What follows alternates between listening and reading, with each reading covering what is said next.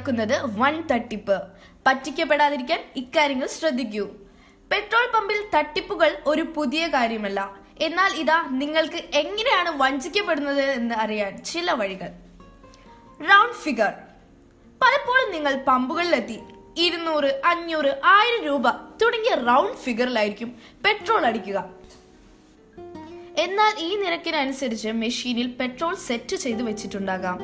അതിനാൽ 555 അല്ലെങ്കിൽ 778 രൂപ എന്നിങ്ങനെയുള്ള തുകയ്ക്ക് പെട്രോൾ അടിക്കുക. പല പമ്പുകളിൽ നിന്ന് പെട്രോൾ അടിക്കുക. നിങ്ങളുടെ സമീപത്തുള്ള പല പമ്പുകളിൽ നിന്ന് പെട്രോൾ അടിച്ചു നോക്കുക. ഇങ്ങനെ ചെയ്യുമ്പോൾ ഏത് പമ്പിൽ നിന്നാണ് കൂടുതൽ അളവിൽ പെട്രോൾ ലഭിക്കുക എന്ന് കണ്ടെത്താനാകും. നിങ്ങളുടെ കാറിന്റെ ഇന്ധനക്ഷമതയ്ക്ക് അനുസരിച്ച് ഇത് മനസ്സിലാക്കാൻ കഴിയും.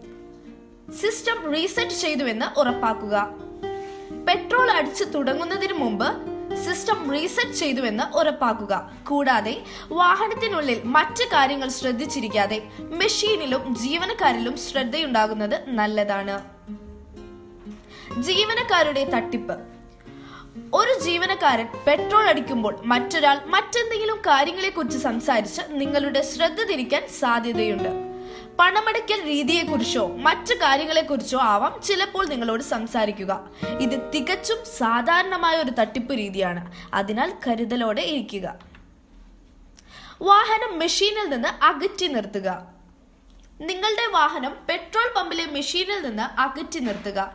പൈപ്പ് പരമാവധി നീട്ടി വേണം പെട്രോൾ അടിക്കാൻ. എങ്കിൽ മാത്രമേ പെട്രോൾ പൂർണ്ണമായും ടാങ്കിൽ നിറയൂ. ഉടൻ നോസിൽ പുറത്തെടുക്കാൻ അനുവദിക്കരുത്. പെട്രോൾ അടിച്ചു കഴിഞ്ഞാൽ ഉടൻ നോസിൽ പുറത്തെടുക്കാൻ അനുവദിക്കരുത്. കാരണം നിങ്ങൾ നൽകിയ തുകയ്ക്കുള്ള പെട്രോൾ നോസിലിൽ അവശേഷിക്കുന്നുണ്ടാവും. അത് പൂർണ്ണമായും ടാങ്കിൽ ഒഴിച്ചതിനു ശേഷം മാത്രമേ നോസിൽ പുറത്തെടുക്കാവൂ. Card payment. കൃത്യമായ തുക നൽകാനായി കാർഡ് പേയ്മെന്റ് ആണ് നല്ലത്. അതായത് നിങ്ങൾ ഫുൾ ടാങ്ക് പെട്രോൾ അടിച്ചെന്ന് കരുതുക. ഇതിന്റെ തുക ചിലപ്പോൾ 1702 രൂപ 83 പൈസയായിരിക്കും. തുടർന്ന് റൗണ്ട് ഫിഗറായ 1710 രൂപ നൽകേണ്ടി വരും. കാർഡ് പേയ്മെന്റ് ആണെങ്കിൽ ഈ നഷ്ടം ഒഴിവാക്കാം.